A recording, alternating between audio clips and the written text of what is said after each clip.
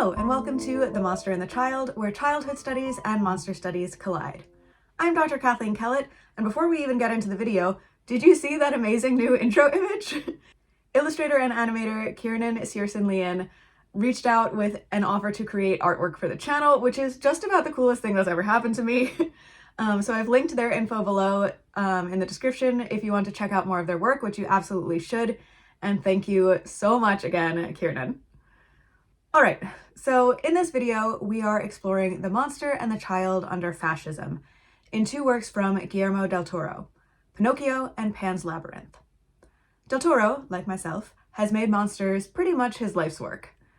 Unsurprisingly, I have a great deal of fondness for him, even when I sometimes have mixed feelings about some of his projects. A video where I discuss his interpretation of Frankenstein is in the queue. When he nails it though, he really nails it.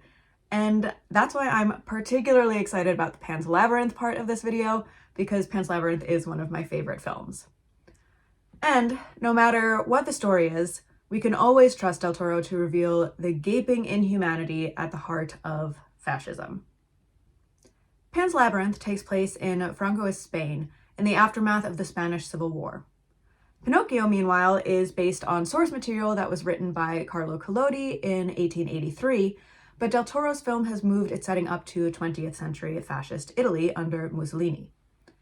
Since we are dealing with these historical settings, it makes sense for us to ground ourselves in some historical facts first, though I will do so fairly briefly since I'm for sure not an expert in either of these time periods. But starting with Spain, General Francisco Franco ruled as dictator from 1939 to his death in 1975. He led the nationalist military forces in overthrowing the previous Spanish government, which was the Second Spanish Republic. During the Civil War in the 1930s, he had the support of other fascist leaders and their governments, including Hitler and Mussolini, not just ideologically, but also materially with funds and equipment. Though Franco provided some small aid to Hitler in World War II, which started up right on the heels of the Spanish Civil War, he ultimately kept the country itself out of the war as a non-belligerent. Whether Franco's government meets the whole political definition of fascism as a system of national governance, and whether it does so throughout the entirety of his rule, which obviously spanned decades, is a matter of debate. Partially because there was an even more classically fascist party in Spain during the Civil War that Franco's party had sort of merged with but also diverged from over the course of the war. Spain retained a monarchy alongside Franco's government, and Franco was also very into restoring the power of the Catholic Church. His reverent attitudes towards traditional institutions of power can be seen as a distinction from the totalizing drive toward a fascist kind of futurism that can be seen in, for instance, Hitler's government. But like I said, those particular political and historical distinctions are not my area. So for our purposes, honestly, I think that fascism fits fine. Variations and functions of government aside, if we're talking about the ways that far right-wing ideologies construct childhood, so what meanings they assign to young people, the roles that they're expected to play in society, and the monstrous consequences for failing to do so, we're going to find a lot more similarities than differences between Francoism and other forms of fascism, including many of the biggest political powers in the US today. Meanwhile, Benito Mussolini is probably a bit more well-known to an Anglophone audience because his country very much did not stay out of World War II, as Italy was one of the Central Axis powers alongside Imperial Japan and Nazi Germany. Mussolini ruled as the Italian dictator from 1922 to 1943, at which point Italy had lost the war and Mussolini was arrested by his own government. Nazi troops rescued him from prison and then subsequently invaded Italy, and Mussolini was eventually captured by Italian partisans, so resistance fighters, in 1945 and summarily executed. Before that, though, he was arguably modern fascism's most prominent pioneer. And both Mussolini and Franco, as part of their fascist agendas, did not neglect the power of youth. Now, obviously, there was another fascist dictator looming even larger over world history at the time, And it's fairly well known that Adolf Hitler knew the importance of utilizing young people, as evidenced by his creation of the Hitler Youth. For an interesting parodic film treatment of that subject, see Taika Waititi's Jojo Rabbit. But since Del Toro and his monsters have given us Pinocchio and Pan's Labyrinth, about Italy and Spain respectively, those are sort of the specific contexts we'll be focusing on here.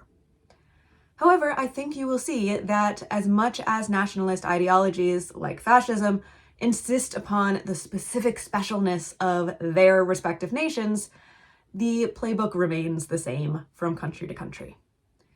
If children are the future, then they must be both cherished and heavily controlled.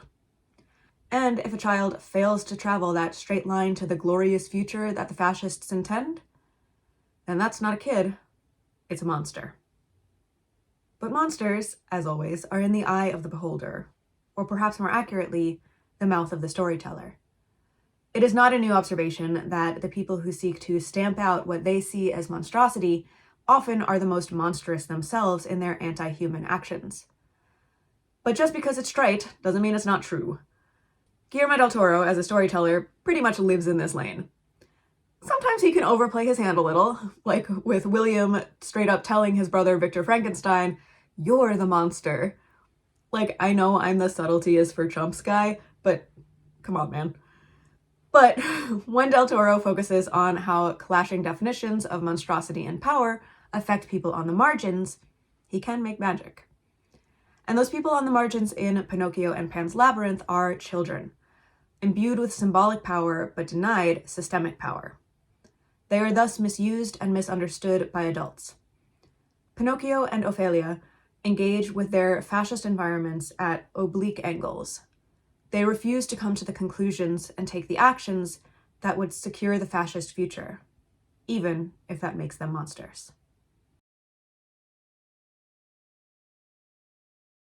Okay, before we get into the meat of the analysis, let's get a few criticisms of Del Toro's Pinocchio out of the way.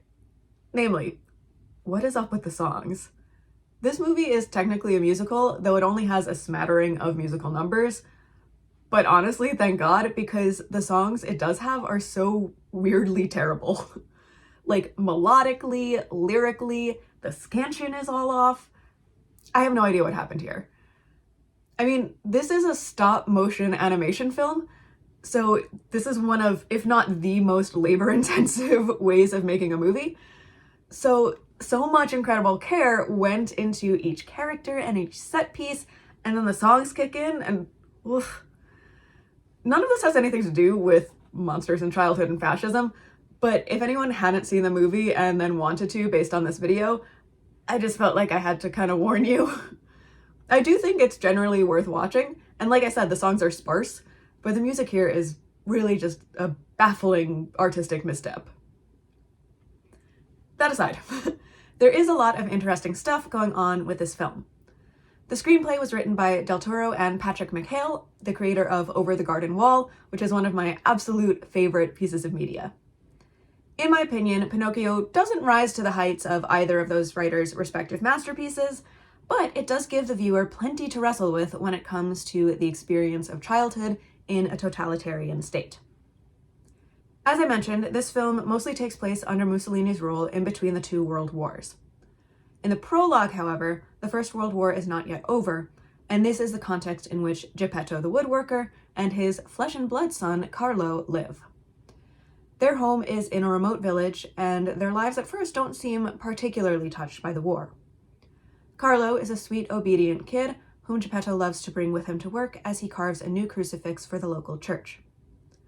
But one night, a passing plane lets loose its bomb, not even aiming at the village, just lightening its load, and it hits the church, where Carlo had run back inside to retrieve a perfect pine cone that he had found.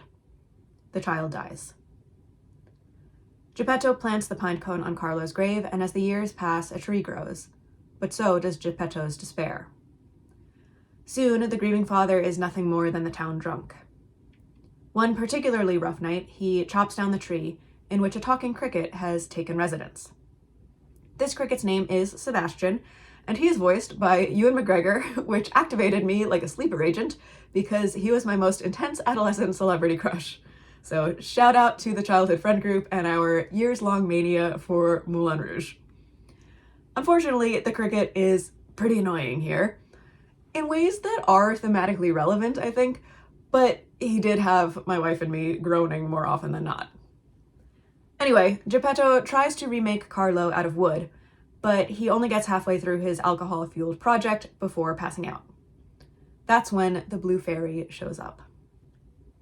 Of course, this being a Guillermo del Toro vehicle, she's less fairy, even though she's referred to as the wood sprite, and more terrifying eldritch angel.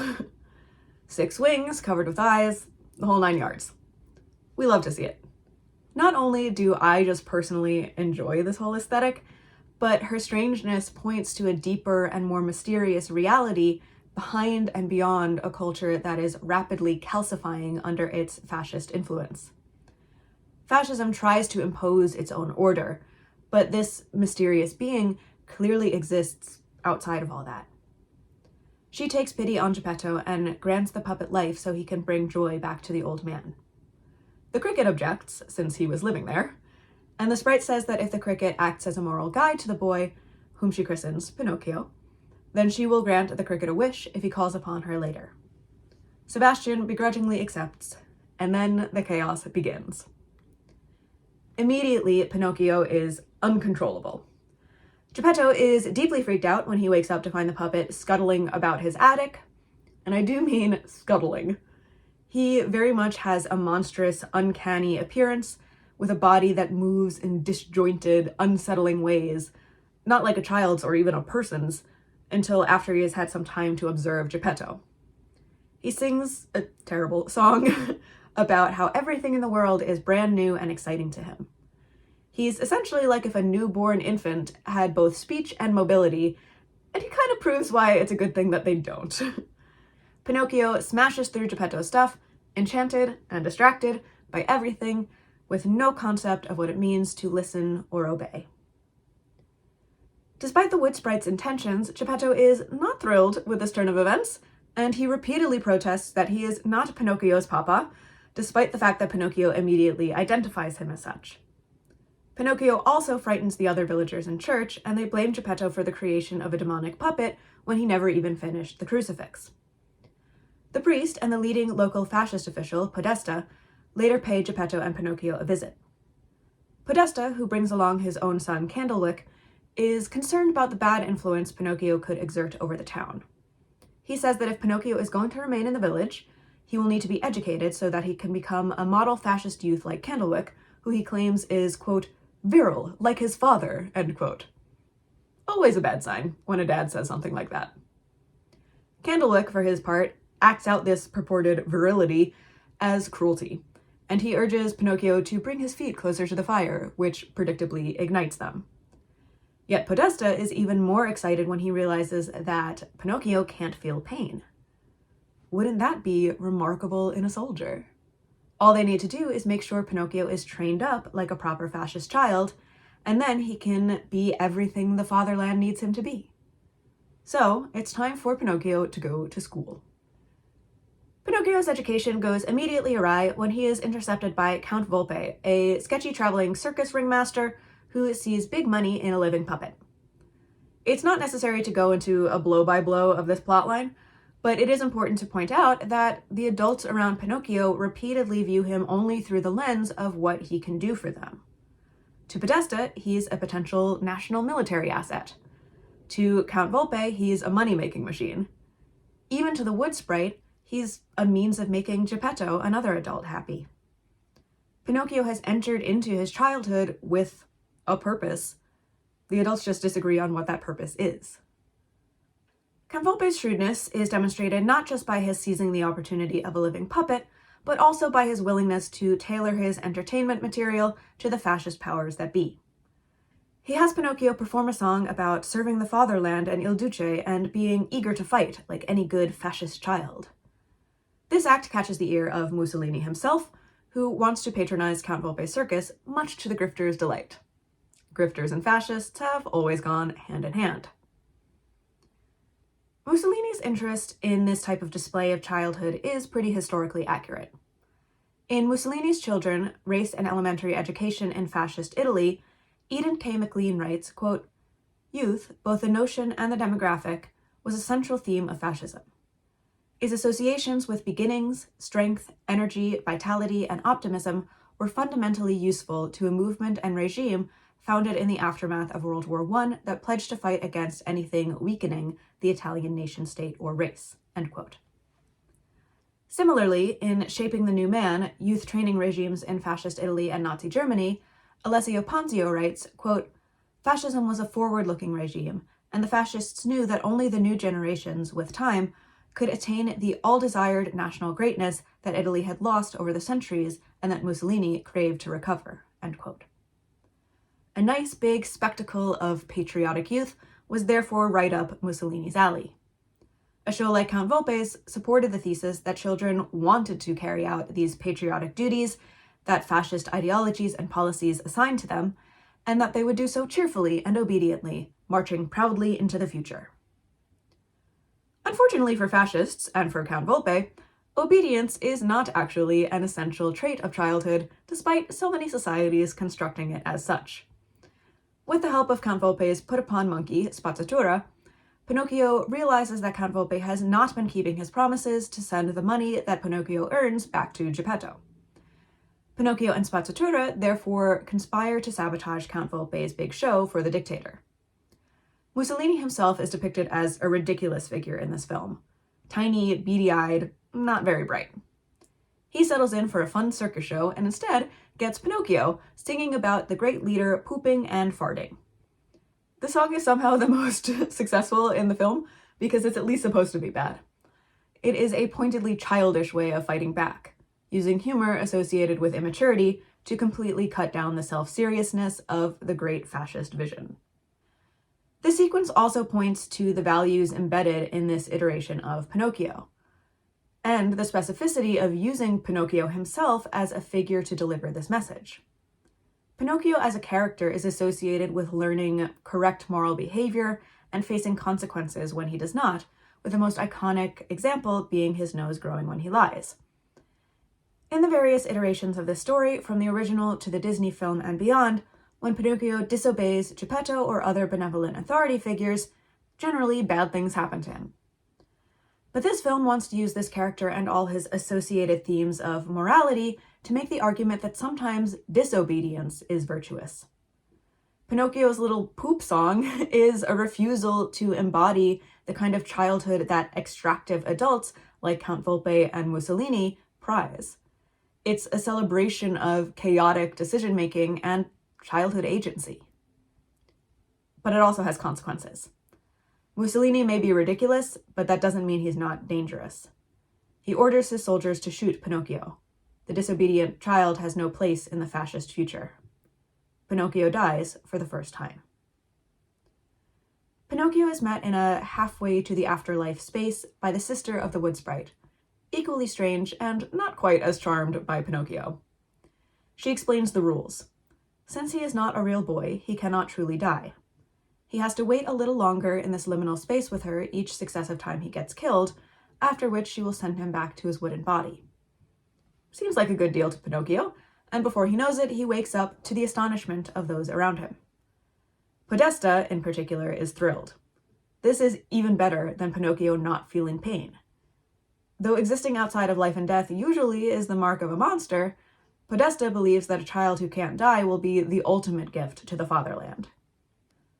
Ponzio writes, quote, "Like the pre-war nationalists and futurists, fascists thought that young people possessed special regenerative qualities," end quote. Obviously in this film, that is made more literal than it would have played out in real life, but it's a great metaphor for how the fascists imbued childhood with the power to essentially raise the nation from the dead.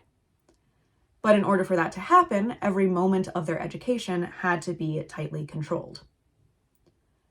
Mussolini himself worked for a brief stint as an elementary school teacher before going the dictator route instead. His mother was also a teacher, and McLean details how Mussolini made this legacy part of his sort of personal mythology. In Pinocchio, Podesta is the mouthpiece of Mussolini's drive for fascist education, and he proclaims, quote, "As with all great empires, the strength of Italy will be forged in its youth," end quote. Mussolini established an increasingly all-encompassing and mandatory system of youth training programs to ensure this forging. Educators needed to be carefully chosen, as now, according to Ponzio, quote, "The family and the schools were not suitable for carrying out the fascist educational process," end quote, since those parents and teachers probably still held the values of liberal Italy in which they were raised. Therefore, they needed additional programs staffed with loyal party members.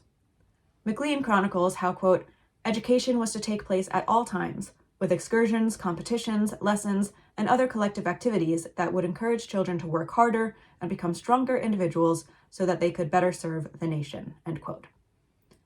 Both MacLean and Ponzio emphasize how important physical education was within this educational regime, and that's what the film shows us as well, with Pinocchio, Candlewick, and many other young boys being whisked away to play war games. At first, this is kind of fun, since they get to play paintball capture the flag. This sequence is, I believe, intended to mirror the Toy Island section of the original story, wherein childhood delights lead to upsetting ends. Pinocchio and Candlewick, as captains of their respective teams, win simultaneously, which they find delightful. Candlewick has shed his initial animosity towards Pinocchio, and now he is happy to have him as a friend. But this is not what Podesta wants.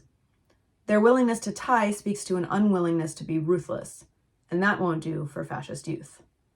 He orders Candlewick to shoot Pinocchio with a real gun. An air raid starts up as Candlewick balks, demonstrating the extremely real stakes of the situation. The other boys are sent out with guns and gas masks. But Candlewick will not carry out his father's order. He tells him, quote, "I'm not afraid to say no. Are you?" end quote. He punctuates this rebuke from the realm of childhood with a paintball shot, and it is echoed by the adult world of war moments later. Podesta is killed by a bomb from above. Pinocchio's story is not over, and more things happen that aren't as directly related to the portrayal of fascism, but the theme of defying untrustworthy adults continues. Also significantly, Pinocchio uses his growing nose to help Geppetto and Sebastian escape the belly of the giant dogfish as he extends it to form a bridge to the blowhole. Once again, the implication is that those hard and fast rules of morality that adults hand down to children do in fact have exceptions. In this version of the story, Pinocchio does not actually become a flesh and blood boy at the end. Instead, when the fish escape goes wrong, the danger was compounded by floating mines, he gets stuck in his in-between space with the wood sprite's sister. Having died several times at this point, he has to wait quite a while to go back, but he knows that the longer he remains, the more likely it is that Geppetto will die too, without his son there to save him. So he deliberately breaks the rules of his immortality, becoming a real, that is, mortal, boy. He doesn't change his composition, but when the wooden child succeeds in saving Geppetto, it's at the cost of his own life. Sebastian, however, calls in his favor and brings Pinocchio back one last time. This time, the life sticks, except of course, it doesn't for everyone else. One by one, Geppetto, Spazzatura the monkey, and even Sebastian all die. Pinocchio remains, made of wood. Sebastian from the afterlife assures us that Pinocchio is real, though. There's a lot going on here about the nature of love and mortality, and I'm not sure if I feel like the film really sticks the landing on all of it, but one thing that is significant to my analysis is that it is not obedience or discipline that make Pinocchio real. It's love. And also sacrifice, which is one of those virtues that can get really dicey depending on who's defining it. Fascists love telling other people to make sacrifices for the greater good. But in Pinocchio's case, it is the sort of selfless sacrifice that comes from genuine caring. It doesn't matter that he's impulsive or immature or chaotic. Those were never really faults that he needed to overcome in the first place. His inability to model the correct behavior of fascism is what keeps him real, instead of the puppet that the ideal fascist child ultimately is meant to be. You may have noticed that literally all of the children we talked about with Pinocchio were boys. You may have also noticed, due to the general state of the world right now, that gender roles matter a lot in fascist ideologies. This was certainly no exception in Francoist Spain. In The Seduction of Modern Spain, the Female Body and the Francoist Body Politic, Aurora G. Murcio explains how Franco's regime revived centuries-old Catholic gendered virtues for their new 20th century nationalism. Spain itself was imagined as a female body, both nurturing and vulnerable. This feminine country would give life, but it also needed to be protected and defended by strong men and boys. As for the girls and women within the country, they were expected to live up to the example of this personified, almost deified nation. Murcio writes, quote, "Young women must prepare themselves to become angels of the home, winning the respect of humankind by preserving their physical and spiritual virginity," end quote. It is in this starkly gender-divided setting that we meet Ofelia, the protagonist of Pan's Labyrinth. She is the newly minted stepdaughter of Captain Vidal, a prominent Francoist military leader. The film takes place after the end of the Spanish Civil War, so at this point Franco has won, but there are still pockets of armed resistance in the countryside, and part of Vidal's role is to root them out. Vidal has married Ofelia's previously widowed mother, Carmen, who is now heavily pregnant with Vidal's child. To Vidal, that unborn child, whom he is positive will be a son, is all that matters. Ofelia is, at best, just kind of there. But the opening narration of the film defies this position of lesser importance for Ofelia. We are told that in the mystical underground realm, a place of fairies and monsters, a princess was long ago lost. The denizens of this realm live in hope that the princess may one day return and save them. Since this information is given to the viewer by way of introduction to Ofelia, it is clear that she is the one who holds this great destiny.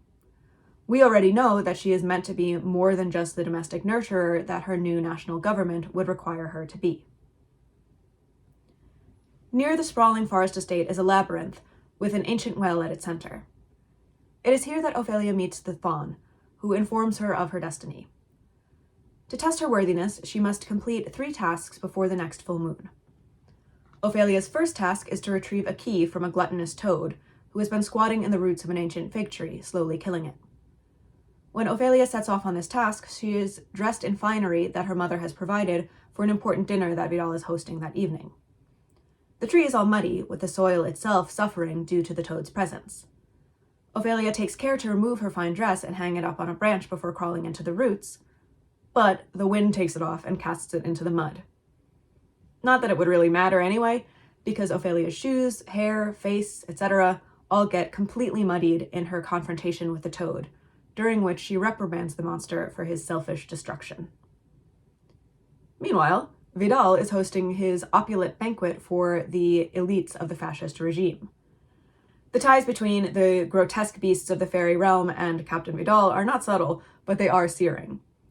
We know that the people in the hills surrounding the estate have been starving. Like the toad, Vidal hoards his resources and destroys everything around him.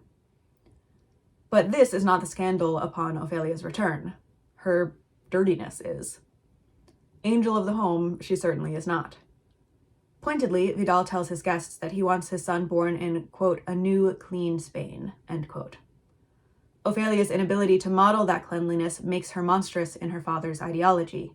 Tainted, contaminating, a scourge to Spain itself. Murcio writes that, quote, men's and women's bodies became indispensable members, limbs, of the Francoist mystic body politic. Men were to be soldiers and producers, and women political and biological reproductive mothers, end quote. By not progressing through her girlhood in a clean, straight line towards domesticity, Ofelia demonstrates how the promise of childhood, so emphasized in fascist ideologies, can easily turn into a dire threat. One of the most important things to realize about fascism or fascist-adjacent ideologies is that they are not just harmful, but they are also foolish and factually incorrect. The efficiency and might and unstoppable nature of the fascist machine is just propaganda, and it always has been. Like, yes, obviously fascism has done immense historical damage and continues to do so, and it has ruined and ended untold lives. But this is not because fascists are uniquely powerful or good at what they do. Fascism is held together through violence because it can't hold itself together any other way. It's a dumb and bad system of governance led by willfully ignorant people.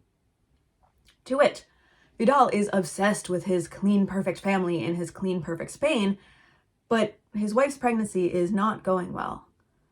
The reproductive role that she is forced to inhabit is killing her, and the only one doing anything about it is Ofelia. Following the fawn's advice, she puts a mandrake, a living root baby, in fresh milk beneath her mother's bed, which does seem to alleviate Carmen's symptoms. Vidal, meanwhile, is over here telling the doctor, quote, "If you have to choose, save the baby," end quote. This makes sense based on the immense fascist futurity bestowed upon male children, but also it makes an obvious lie out of this complementarian view of men and women as limbs of the thriving body politic of Spain. Another thing to remember about fascists: they don't actually believe in all the lofty ideals that they say they do. Having failed to cultivate the perfect family unit that technically is his job to do, Vidal is more than willing to just amputate the feminine limb of that body. The next monster that we encounter is the iconic Pale Man. Ofelia is sent on her second quest to retrieve a dagger from his lair, and she is given the standard fairy realm rule that she cannot eat any of the food from his table. The Pale Man is another hoarding monster, but the beautiful banquet laid out before his immobile form is not what actually sustains him. Ofelia sees a pile of children's shoes that stand as monument to his past victims. Del Toro packs a lot of references and inspirations into this scene. The Pale Man's design is inspired by a Japanese yokai, the tenome. That's where we get the blind face and the eyes in the palms of the hands. Del Toro is nothing if not a connoisseur of the world's monsters. But the pile of shoes brings to mind another historical reference: the stolen and discarded shoes of victims of the Holocaust. Though Spain remained a non-combatant in World War II, the imagery here ties the violence of the fascist ideologies of the 1940s together, especially their violence against children. In an interview, Del Toro further explained that the Pale Man specifically represents the involvement, as he says, not just complicity, but participation, of the Catholic Church in Franco's regime. He said that the Pale Man, quote, represents fascism and the church eating the children when they have a perversely abundant banquet in front of them. There is almost a hunger to eat innocence, a hunger to eat purity, end quote. Now, obviously, as the childhood studies scholar that I am, that rhetoric about innocence and purity pushes my buttons a bit. It is always important to recognize that the social construction of childhood innocence is shared across the political spectrum. Adults disagree on what that innocence really means, but in general, the notion of an inherent innocence attached to childhood, a moral superiority over adulthood, a pristine, almost spiritual goodness, is immensely common. And as a critical scholar of this stuff, I think we all need to be interrogating that construct because it does have a lot of unintended negative consequences for actual kids. But, I mean, Del Toro's point stands.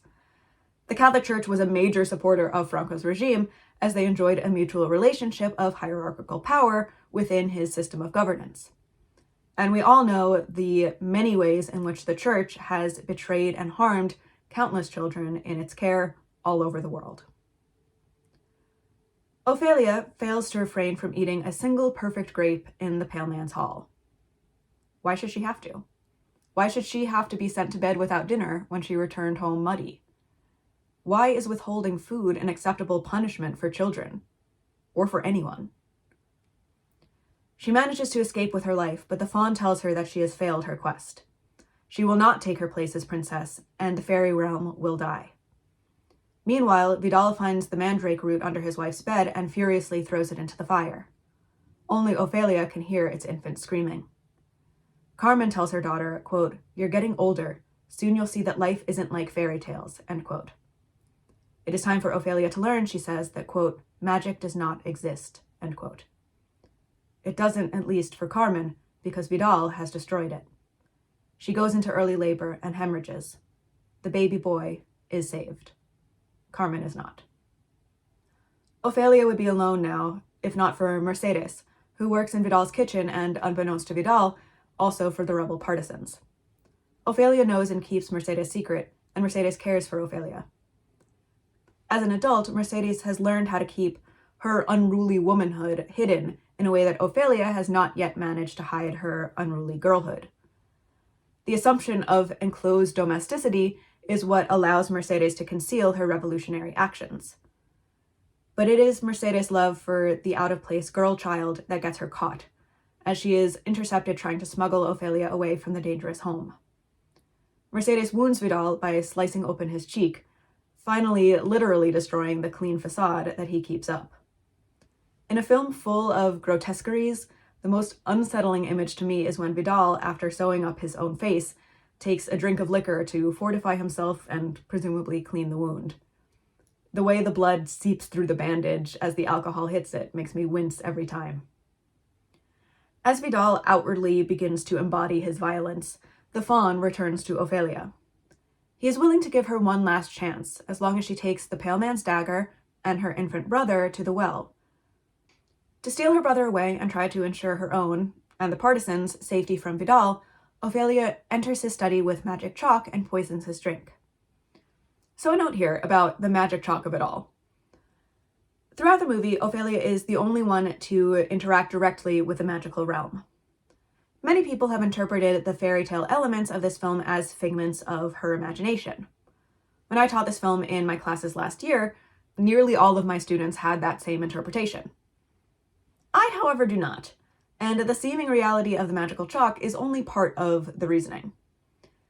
Like Pinocchio, Pan's Labyrinth uses Del Toro's Baroque grotesque aesthetic sensibilities to point at a deeper reality beyond the rigid rules of authoritarianism. So I don't view Ophelia's ability to see the strange, rich, messy fairy realm as just her childish imagination running away with her. I think the fact that the adults don't see it is their imaginations failing them. Fascism is inherently unimaginative. It does not want its subjects to imagine. I therefore think that interpreting the fairy realm as real is more in line with the film's themes than interpreting it as just Ophelia's method of coping. In Narrative Desire and Disobedience in Pan's Labyrinth, Jennifer Orme analyzes this messy reality of the film as a central facet of its valorization of, again, disobedience, just as we saw in Pinocchio. Orme argues that, quote, Pan's Labyrinth actively puts the monologic monovocality of Captain Vidal and fascism against the dialogic multivocality of Ofelia, Mercedes, and the fairy tale, end quote. In other words, Vidal, like all fascists, lives in a world that only allows for, quote, the paternal story cycle, end quote, a master narrative of patriarchal power and control. Orme argues, and I agree, that the film resists this fascist version of events by refusing to uphold Vidal's world as more real than Ophelia's. Orme writes, quote, this juxtaposition of congruent realities produces critiques of monologic totalitarian discourses and endorses stories of magical transformation as forms of resistance and vehicles of hope, end quote. But resistance and hope are never easy under fascism. Ofelia, closely pursued by her drugged stepfather, runs through the labyrinth to complete her final task. But when she arrives at the well, the faun demands that she hand her brother over as a sacrifice. He needs to spill, quote, the blood of an innocent, end quote, to reopen the way to the underground realm. He says he only needs a drop, but Ofelia doesn't believe him, which, good for her. The faun is just another adult man trying to use children for his own ends, and Ofelia refuses to fall for it. The faun asks if she's really willing to sacrifice her throne for this baby who took everything from her mother, and her safety. But Ofelia knows that that's not her brother's fault. That's just the meaning that everyone else has placed on him, just like Vidal has placed upon Ofelia the meaning of a filthy, unwanted creature, a failure of femininity.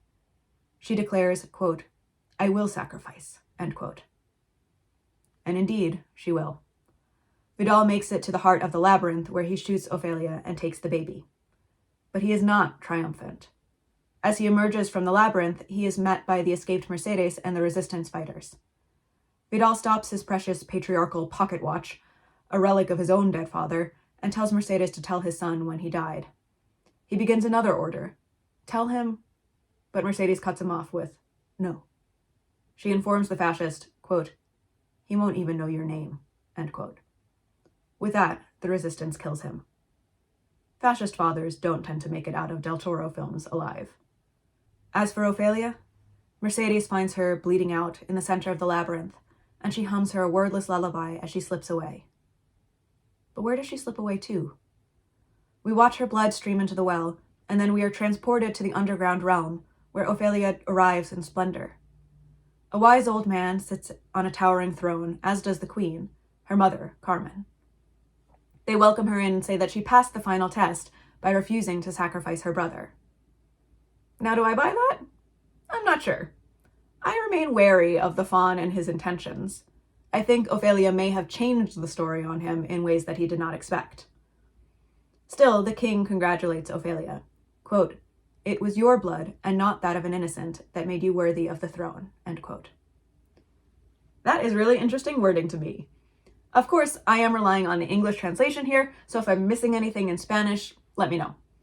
But the film could have easily led us to believe that it was Ophelia's blood that was actually the blood of an innocent that completed the final task, if not for this deliberate statement to the contrary. Ofelia isn't innocent, not in the way that any adult would define that term. She ate from the pale man's table. She arrived at her stepfather's hall covered in mud. She disobeyed at every turn.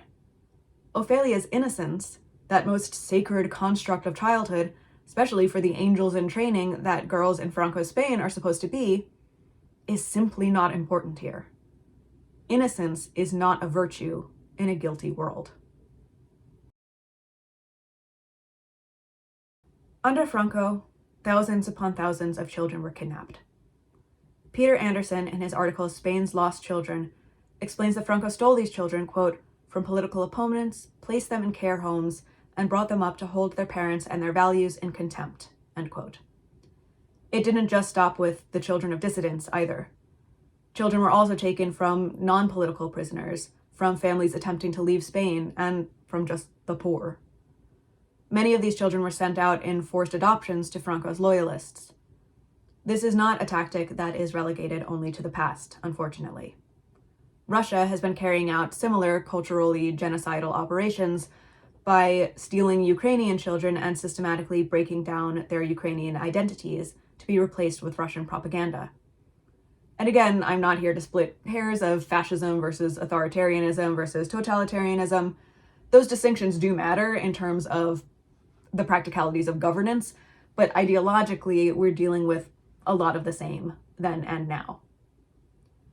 The rationale for such actions under Franco was that, quote, "political beliefs promoted in center and left-wing families could intoxicate children and damage the mental health of future generations," end quote. Sound familiar? In 2023, Eden McLean, the author of Mussolini's Children, whom I was quoting earlier, published an op-ed with Scientific American titled "Fascism's History Offers Lessons About Today's Attacks on Education."